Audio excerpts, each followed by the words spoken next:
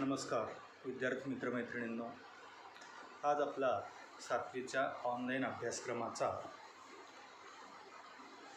नवीन धडा आज आपण शिकणार आहोत. धड्याचं नाव आहे थोरांची ओळख. मागच्या वेळेस आपण तोडणी हा धडा शिकलो. तोडणी या धड्यामध्ये आपण ऊस कामगारांच्या मुलांना शिक्षण घ्यायची कशी या ठिकाणी आवड होती, पण त्यांना ते कसं मिळू शकणार नव्हतं हे बघितलं. आता आपल्याला आपला पुढचा धडा शिकायचा आहे. त्याचं नाव आहे थोरांची ओळख. डॉक्टर खानखोजे म्हणून एक क्रांतिकारक होते, शास्त्रज्ञ होते. त्यांच्या जीवनावर आधारित त्या ठिकाणी हा धडा आहे. याचे लेखिका आहेत वीणा गवाणकर. त्यांचं नाही चिरा नाही पणती किंवा नाही चिरा नावाचे एक पुस्तक आहे, त्याच्यामधून या ठिकाणी ते घेतलेले आहे. वीणा गवाणकर यांची भाषा जी आहे ती अतिशय सुटसुटीत आहे, आवडणारी आहे. वाचता क्षणी आपल्याला वाचतच राहावं असं या ठिकाणी वाटतं. अशा प्रकारच्या भाषेला प्रासादिक भाषाही म्हणतात. जसं प्रसाद गोड असतो त्याप्रमाणे ती भाषा जी आहे तर ती गोड असते. वीणा गवाणकरांची काही चांगली पुस्तकंसुद्धा या ठिकाणी प्रसिद्ध आहे. यातील एक महत्त्वाचं पुस्तक म्हणजे एक होता कार्व्हर. जॉर्ज वॉशिंग्टन कार्व्हर नावाच्या एका शास्त्रज्ञावर आधारित ते छान पुस्तक आहे. तेही जर तुम्हाला मिळालं तर ते वाचा. नंतर आयडा स्कडर नावाच्या एक केरळमधील नर्स आहेत, त्यांच्या जीवनावरील सुद्धा ते एक छान पुस्तक आहे. ही 2 पुस्तकं शक्य झाले तर वाचा, पण निदान कमीत कमी एक होता कार्व्हर हे तरी वाचायचा प्रयत्न करा. छान पुस्तक आहे, तुम्हाला ते आवडेल. ठीक आहे. आता थोरांची ओळख. थोर म्हणजे मोठे लोक. तर या मोठ्या लोकांची ओळख हा आपला पाठ आहे.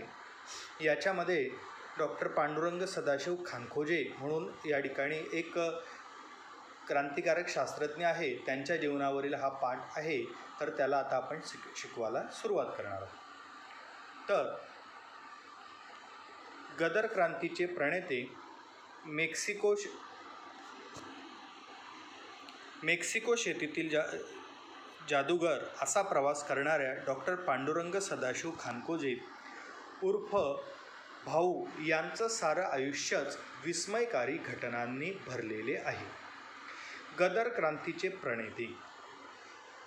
प्रणेते याचा अर्थ होतो या ठिकाणी प्रेरणा देणारे, नंतर प्रमुख, नेते अशा अर्थ. मग गदर क्रांतीचे याच्यातील एक एक शब्द आपण समजून घेऊ. गदर याचा अर्थ होतो या ठिकाणी विद्रोह.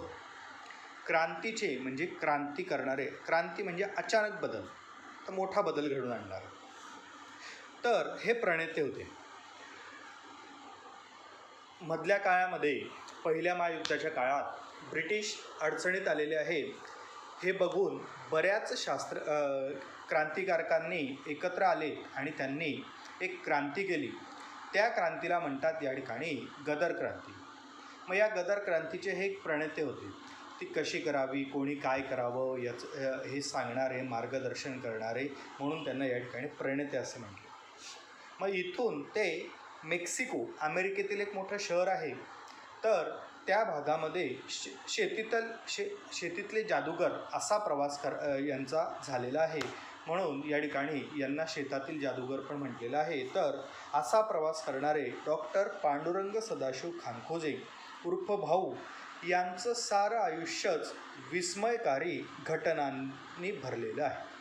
मग हे जे पांडुरंग सदाशिव खानखोजे म्हणून जे आहे तर त्यांनी गदर क्रांतीमध्ये सुद्धा भाग घेतलेला आहे. त्याच्यानंतर त्यांनी बरेच क्रांतिकार्यही केले आणि शेवटी अमेरिकेत किंवा इतर देशांमध्ये जाऊन त्या ठिकाणी त्यांनी शेतामध्ये सुद्धा चांगलं पीक यावं वगैरे यासाठीचं जे काही प्रयत्न केलेले आहे, मार्गदर्शन केलेलं आहे, म्हणजे ते शेतीतील शास्त्रज्ञ झाले होते. तर इथपर्यंत यांचा प्रवास अतिशय विस्मयकारक म्हणजे आश्चर्यकारक करणाऱ्या घटनांनी या ठिकाणी भरलेला आहे. तात्या आजोबांच्या मांडीवर बसून लहानगे भाऊ सतत स्वातंत्र्य लढ्याविषयीच्या कथा ऐकत असत. तात्या आजोबा, त्यांचे आजोबा असतील आपल्याकडे पूर्वीपासून तात्या, अण्णा, दादा अशा प्रकारचे काही नावं होते. तर त्यातील त्यांचे आजोबा आहेत, तात्या आजोबा, त्यांच्या मांडीवर बसून हे लहानगे भाऊ सतत स्वातंत्र्य लढ्याविषयीच्या कथा ऐकत. त्यांचे आजोबासुद्धा या ठिकाणी स्वातंत्र्य लढ्याच्या बाजूचे होते. म्हणून तर ते पण काय करत, आजोबा याला आपल्या मांडीवर बसवून घेत. हे लहान असतील त्यावेळेस, लहानपणीची गोष्ट आहे, आणि त्याला स्वातंत्र्य लढ्याच्या खूप गोष्टी, खूप आठवणी ते सांगत असत आणि हे सुद्धा ते ऐकत असत. हे यांचं टोपण नाव आहे भाऊ. भाऊ हे आजोबांचे तसेच आईचेही लाडके होते. आपल्याला माहिती आहे की नातवंड जे आहेत तर त्या आपल्या आजी आजोबांचे लाडके असतात. मग तसेच हे या आपल्या आजोबांचे आणि आईचे सुद्धा अतिशय लाडके होते. भाऊ प्राथमिक शाळेत जाऊ लागले तसे त्यांचे मित्रमंडळी वाढू लागली. यांना शाळेत टाकलं असेल आणि ते शाळेत जसे जायला लागले, तुम्ही जसं आत्तापर्यंत प्राथमिक शाळेत होतात, 1ली, 2री, 3री, 4थी, तसं दरवर्षी यांचे या ठिकाणी मित्रमंडळी वाढू लागली.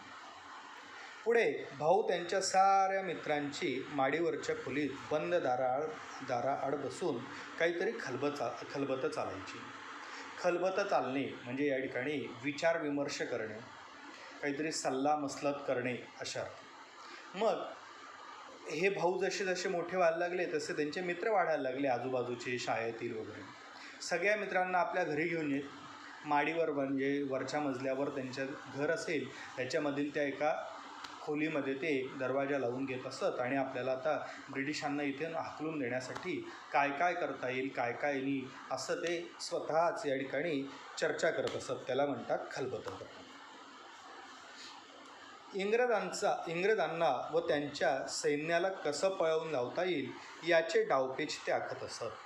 मग इंग्रजांना त्यांचं भारतातील जे काही सैन्य होतं तर त्याला कसं पळवून लावता येईल याचे डावपेच जे आहे तर ते आखत असत.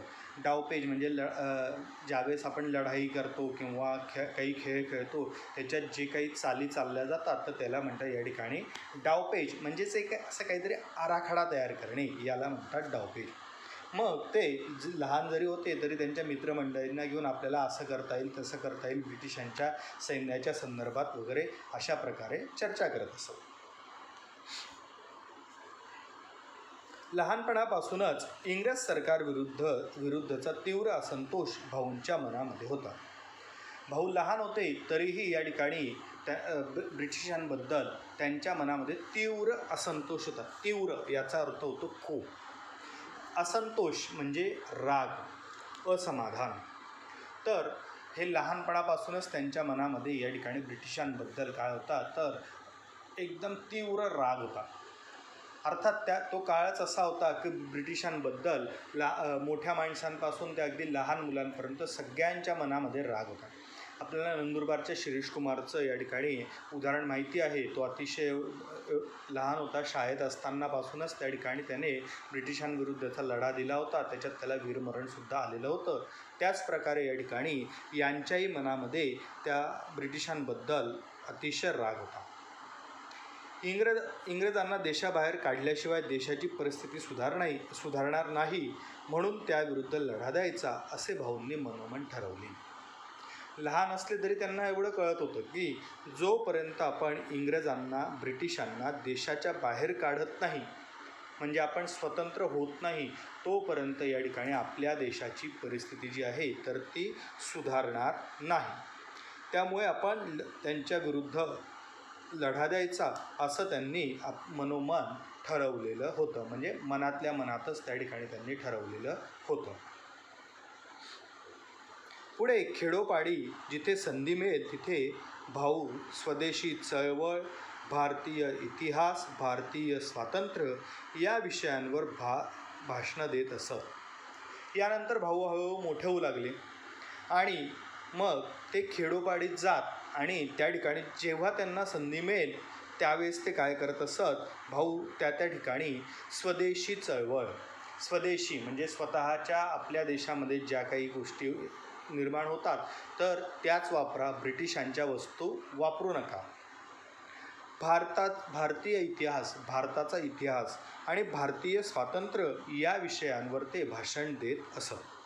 प्रश्न विचारला जाऊ शकेल की संधी मिळताच भाऊ कोणत्या कोणत्या विषयांवर भाषणं देत असत किंवा भाऊ कोणत्या विषयांवर भाषणं देत असतात. यापैकी आहे स्वदेशी चळवळ. आता ते स्वदेशी चळवळ यावर का भाषणं देत असतील, तर त्याचं कारण असं आहे की मुळात ब्रिटिश आपल्यावर राज्य करत होते. म्हणजे काय करत होते, तर आपल्याच देशातील लोकांच्या मदतीने या ठिकाणी ते आपल्यावर राज्य करत होते. आणि राज्य करताना ते काय करत की भारतातील ज्या काही पिकं आहेत ते पिकं ते स्वस्तात खरेदी करत, त्याच्यावर मोठ्या प्रमाणात प्रक्रिया करत आणि त्या वस्तू आपल्याला महागाने विकत. कापडाचे उद्योगधंदे त्यांनी सुरू केलेले होते. कापड गिरण्या वगैरे काढलेल्या होत्या. ते कापूस विकत आपल्या शेतकऱ्याकडून ते स्वस्तात घेत, त्याच्यावर प्रक्रिया करत, त्याचं चांगलं कापड करत आणि ते आपल्यालाच महाग याच्यात विकत. असं सगळ्याच गोष्टीमध्ये त्यांचं होतं. त्यामुळे त्या ठिकाणी आपल्याकडचा पैसा जो आहे तर तो सगळ्या ब्रिटिशांकडे जात होता. म्हणून आपल्या आपण जो आहे तर तो अतिशय गरीब होता. मग यासाठी काय झालं पाहिजे, तर स्वदेशी चळवळ. आत्तासुद्धा जसं आपले पंतप्रधान नरेंद्र मोदी यांनी आत्मनिर्भर भारत असं म्हटलेलं आहे, त्याचाच अर्थ असा होतो आहे की आपण आता परदेशी, त्यात चीनी तर आहेतच, पण त्यातल्या त्यात परदेशी वस्तू ज्या आहेत परदेशी कंपन्यांच्या, तर त्या घेता कामा नये. ज्या वस्तू आपल्या भारतात, आता आपला भारत जो आहे तर तो सगळ्या वस्तू तयार करू शकतो आहे, तर त्याच आपण घेतल्या पाहिजे. अशी ही सुद्धा एक आत्मनिर्भर भारत, ही सुद्धा एक स्वदेशी चळवळच या ठिकाणी आहे. भारतीय इतिहास. आपला भारताचा इतिहास जो आहे तर तो फार प्राचीन काळापासूनचा आहे. अतिशय वीर लोक आपल्याकडे होऊन गेले, त्यागी लोक होऊन गेले, वैज्ञानिक लोक होऊन गेले. तर यांचा इतिहास आपल्याला सुद्धा स्वतःला माहिती नसतो. त्यामुळे तो माहिती असला पाहिजे, तर हा इतिहास ते सांगेल. आणि भारतीय स्वातंत्र्याची चळवळ किंवा भारतीय स्वातंत्र्य, जर आपल्याला स्वातंत्र्य मिळालं तर आपण कसं होऊ, आपला किती विकास होईल वगैरे, या संदर्भात ते भाषणं देत असत. स्वातंत्र्यासाठी कार्यरत असताना भाऊंनी शिक्षण योग्य प्रकारे पूर्ण करावं, लग्न करून संसार करावा असं त्यांच्या वडिलांना वाटत होतं. मग भाऊ तर या स्वातंत्र्यासाठी कार्यरत झालेले होते. ते कार्यरत होत असतानाच या ठिकाणी त्यांच्या वडिलांना असं वाटत होतं की भाऊंनी शिक्षण पूर्ण करावं. प्रत्येकाच्या आईवडिलांना जे वाटतं तसंच आपल्या मुलाने या ठिकाणी शिक्षण पूर्ण करावं, नंतर लग्न करावं आणि संसार करावा असं त्यांच्या वडिलांना वाटत होतं. परंतु भाऊंचं मन वळवण्यात वडिलांना यश आलं नाही. वडिलांनी त्याला खूप सांगून पाहिलं की अरे तू शिकत तर ते होतेच, तर चांगलं शिक्षण घेतो आहेस, नोकरी कर, विवाह कर, लग्न कर आणि संसार कर. मात्र हे त्यांच्या वडिलांना त्यांना काही या ठिकाणी वळवता आलं नाही, म्हणजे या गोष्टीमध्ये यश आलं नाही. स्वातंत्र्य लढ्यात सक्रिय सहभाग असणाऱ्या लोकमान्य टिळकांच्या भेटीसाठी भाऊ पुण्याला गेले. मग तो जो काळ आहे तर तो सगळा 1920पर्यंतचा काळ जो आहे तो लोकमान्य टिळकांचा आहे. लोकमान्य टिळकसुद्धा स्वदेशीचा पुरस्कार करणारे होते. त्यामुळे या ठिकाणी लोकमान्य टिळक, आणि त्यावेळेस लोकमान्य टिळक पण मोठे मोठे आंदोलनं करत होते. तर अशा प्रकारे त्यांचा सक्रिय सहभाग होता. सक्रिय म्हणजे स्वतःहून काम करणे, तू हे कर, तू ते कर, असं लोकमान्य टिळकांनी केलेलं नव्हतं, तर त्यांचा सक्रिय सहभाग होता. मग अशा लोकमान्य टिळकांच्या भेटीसाठी भाऊ जे आहे तर ते स्वतः पुण्याला गेले, लोकमान्य टिळकांना भेटले, तिथे त्यांच्या सहवासात ते राहू लागले.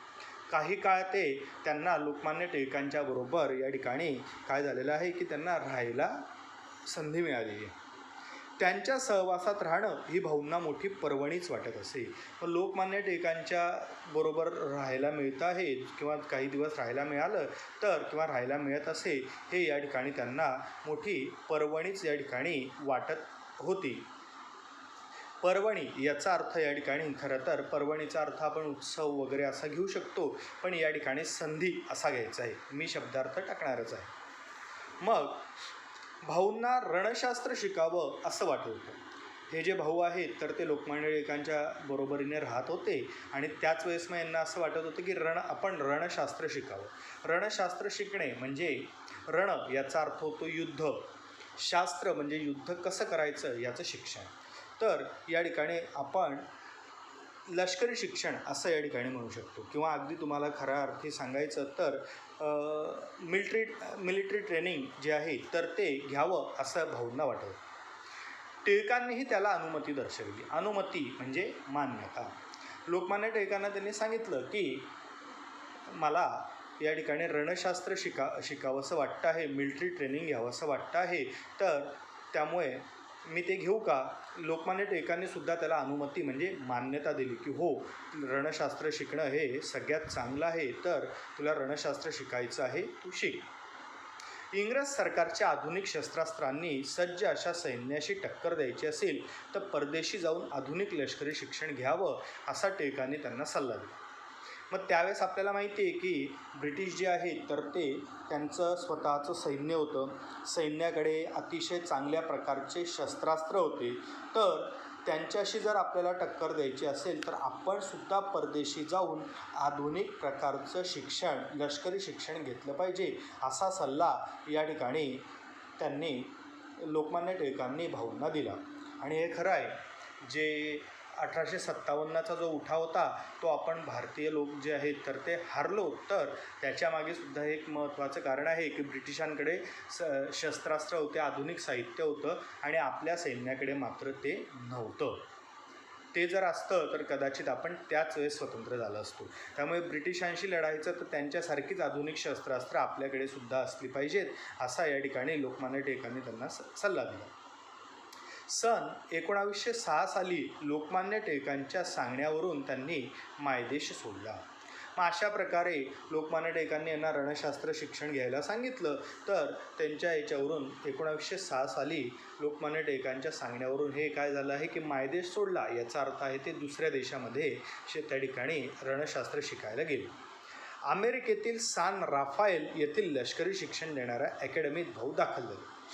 अमेरिकेमध्ये इंग्लंडमध्ये जाणं तर हे शक्यच नव्हतं, कारण इंग्लंडमध्ये त्यांना अशा प्रकारचं कोणतंही शिक्षण जे आहे तर ते काही त्यांना मिळू शकलं नसतं. म्हणून ते या ठिकाणी कुठे जायचं तर अमेरिकेत गेले आणि तेथे लष्करी शिक्षण देणाऱ्या अकॅडमी याचा अर्थ होतो एखादी शिक्षण संस्था, ज्याचं आपण नंतर मराठीमध्ये भाषांतर केलेलं आहे की अकादमी. तर अशा प्रकारच्या लष्करी शिक्षण देणाऱ्या संस्थेमध्ये ते जाऊन दाखल झाले. शिस्तपालन, अभ्यासातील प्रगती, सर्व प्रकारच्या कामातील तत्परता, शरीर चापल्य पाहून अकॅडमीतील शिक्षक वर्ग भाऊंवर खुश होता. मग पहा, तिथे प्रश्न विचारला जाऊ शकेल की भाऊ कोणत्या अकॅडमीमध्ये दाखल झाले, नंतर भाऊंच्या कोणत्या गुणांवर शिक्षक वर्ग खुश होता. तर एक, शिस्तपालन. भाऊ जे आहेत तर ते अतिशय चांगल्या प्रकारे शिस्तपालन करत असत. अभ्यासामध्ये ते प्रगतीही दाखवत असत. त्याचबरोबर त्यांच्या अंगी या ठिकाणी शरीर चापल्य होतं, शरीरामध्ये चपळता होती. कोणत्याही हालचाल जी करायची असेल तर ते अतिशय पटकन करत असत. कामातील तत्परता, कुठलंही काम ते अतिशय तत्परपणे करत असत. मग या 4 गोष्टी पाहून त्यांच्यावरचे जे काही तो शिक्षक वर्ग होता त्या अकॅडमीतील, तो त्या भाऊंवर खुश होता. लष्करी शिक्षण घेत असताना कोणतीही उणीव राहू नये म्हणून ते प्रयत्नांची पराकाष्ठा करत होते. भाऊंना माहिती होतं की आता आपण जे शिक्षण घेतो आहे तर ते अतिशय व्यवस्थित घेतलं पाहिजे, कारण आपल्याला हे शिक्षण पुढे आपल्या भारतातील क्रांतिकारकांना सुद्धा द्यायचं आहे. त्यामुळे आपल्यातच कोणतीच उणीव राहायला नको. जर आपल्यालाच एखादी गोष्ट आली नाही तर आपण ती त्या आपल्या क्रांतिकारकांना नीट शिकवू शकणार नाही. त्यामुळे ते लष्करामध्ये त्यांना जे जे काही शिकवलं जात होतं अतिशय प्रयत्नांची पराकाष्ठा ते करत होते आणि त्या ठिकाणी ते शिकून घेत होते. प्रयत्नांची पराकाष्ठा करणे म्हणजे मनापासून खूप प्रयत्न जे आहे तर तो करणे, असा तो प्रयत्न करत होते आणि ते शिकून घेत. 1910 साली टमालपेस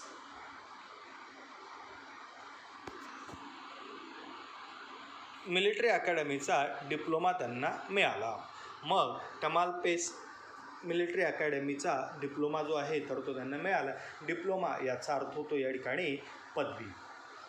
भारतीय बहुजन समाज शेतकऱ्यांचा आहे. शेती सुधारण्यावरच त्यांची खरी उन्नती व आर्थिक स्वातंत्र्य अवलंबून आहे. कृषक व श्रमजीवी एकत्र आले तर इंग्रजांना सहज देशातून घालवून देऊ शकतील असा त्यांना विश्वास होता. मग या ठिकाणी भाऊंना त्या 1910 साली टमाल पेस मिलिटरी अकॅडमी आहे तर त्यांचा डिप्लोमा जो आहे तर तो मिळाला, म्हणजे त्यांना पदवी या ठिकाणी मिळाली. आणि भारतीय बहुजन समाज हा शेतकऱ्यांचा आहे, म्हणूनच आपण म्हणतो की भारत हा या ठिकाणी शेतीप्रधान देश आहे. तर भारतीय बहुजन समाज हा शेतकऱ्यांचा आहे. शेती सुधारण्यावरच त्यांची खरी उन्नती व आर्थिक स्वातंत्र्य अवलंबून आहे. मग जर भारतीय समाज हा जर शेतकऱ्यांचा असेल तर शेती जर सुधारली गेली व्यवस्थित तरच त्यांची खरी उन्नतीचा अर्थ होतो या ठिकाणी प्रगती, आणि त्यांना आर्थिक स्वातंत्र्य त्यावरच त्यांचं आर्थिक स्वातंत्र्य या ठिकाणी अवलंबून आहे. म्हणजे शेतकऱ्याची खरी प्रगती केव्हा होईल की त्याच्या शेतीमध्ये चांगल्या प्रकारे जर सुधारणा झाली तर त्याला या ठिकाणी त्याची खऱ्या अर्थी प्रगती आणि आर्थिक स्वातंत्र्य, म्हणजे त्याला मिळणारा जो काही पैसा वगैरे आहे तर तो कसा खर्च करायचा वापरायचा या प्रकारचं स्वातंत्र्य त्यावरच अवलंबून आहे. कृषक म्हणजे शेतकरी आणि श्रमजीवी म्हणजे कामगार लोक जर एकत्र आले तर इंग्रजांना सहज देशातून घालवून देऊ शकतील असा त्यांना विश्वास होता. प्रश्न विचारला जाऊ शकेल की ब्रिटिशांना हाकलून देण्यासंदर्भात भाऊंना कोणता विश्वास होता? तर कृषक म्हणजे शेतकरी आणि श्रमजीवी म्हणजे कामगार वर्ग जर एकत्र आला तर आपण ब्रिटिशांना सहज हाकलून देऊ असा त्यांना विश्वास होता. शेतीच्या निमित्ताने बहुजन समाजात क्रांतीचा प्रचार करता येईल या विचारानं त्यांनी कृषीशास्त्र शिक्षण पूर्ण करायचं ठरवलं. मग काम करत असताना त्यांच्या स्वातंत्र्यासाठी काम करत असताना त्यांच्या असं लक्षात आलं की आपण लष्करी शिक्षण तर घेतो आहोतच, मात्र त्याचबरोबर या ठिकाणी जर भारतीय समाज हा शेतकऱ्यांचा असेल तर आपण शेतकऱ्यांशी कसा संवाद साधू शकू, तर त्या ठिकाणी शेतकऱ्यांना मार्गदर्शन करण्यासाठी कृषीशास्त्र हे शिक्षण जे आहे तर ते आपण घेतलं पाहिजे. म्हणून ते वॉशिंग्टन स्टेट कृषी महाविद्यालयात त्यांनी पदव्युत्तर शिक्षणासाठी नाव नोंदवलं. पदव्युत्तर शिक्षण BA, MA, MSc, MCOM वगैरे अशा ज्या काही पदव्या असतात तर त्याच्यानंतरचं शिक्षण घेण्यासाठी त्यांनी वॉशिंग्टनला नाव नोंदवलं. आणि 1913 साली त्यांनी मास्टर ऑफ सायन्स, ज्याला MS म्हणतो, ही पदवी जी आहे तर ती त्या ठिकाणी त्यांनी मिळवलेली आहे. कृषी शिक्षण घेत असताना त्यांनी अमेरिकेत क्रांती केंद्रे काढली. गदर उठावाच्या आखणीत ते आघाडीवर होते. लाला हरदयाळ, पंडित काशीराम, विष्णू गणेश पिंगळे, वीरेंद्र चट्टोपाध्याय, भूपेंद्रनाथ दत्त हे क्रांतिकारक त्यांचे सहकारी होते. मग कृषी शिक्षण घेत असतानाच काय झालेलं आहे, अमेरिकेमध्ये त्यांनी क्रांती केंद्रे काढली. अमेरिकेमध्ये सुद्धा वेगवेगळ्या प्रकारचे असे छोटे छोटे केंद्र काढले की त्याच्यामुळे ते क्रांती करू शकतील. गदर उठावाच्या आखणीमध्ये मी आत्ताच तुम्हाला सुरुवातीला सांगितलं की गदर म्हणजे विद्रोह, तर हा गदर उठाव जो आहे तर तो करायचा होता, गदर क्रांती, तर त्याच्या आखणीमध्ये ते एकदम आघाडीवर होते. मग त्यांच्या मदतीला कोण कोण होतं? लाला हरदयाळ, पंडित काशीराम, विष्णू गणेश पिंगळे, वीरेंद्र चट्टोपाध्याय, भूपेंद्रनाथ दत्त हे क्रांतिकारक त्यांचे सहकारी होते. सदाशिव खानखोजे किंवा भाऊ यांचे क्रांतिकारक सहकारी सांगा, तर त्यावेळेस तुम्हाला हे नावं त्या ठिकाणी सांगता आली. सशस्त्र लढा संघटित करण्यासाठी त्यांनी Japan, America, Canada, Iran, Moscow, Berlin अशी भ्रमंती केली आणि अपार साहसे अंगावर घेतली. मग पहा, ही जी त्यांना सशस्त्र लढा द्यायचा होता तर त्याला संघटित करण्यासाठी ते सोपं काम नव्हतं. त्यासाठी त्यांना Japan, America, Canada, Iran, Moscow, Berlin अशा देशात भ्रमंती केली, म्हणजे भ्रमण केले, फिरलेत, प्रवास केला आणि अनेक अपार साहसे अंगावर घेतली. खूप कठीण ते प्रसंग त्यांच्या अंगावर आले, तर ते मात्र त्यांनी सहज या ठिकाणी काय घेतलेली आहे, अंगावर घेतलेली आहे. आत्ता आपण इथपर्यंतच पाहणार आहोत. बाकीचा जो काही भाग आहे तर तो आपण पुढच्या तासाला पाहणार आहोत. धन्यवाद.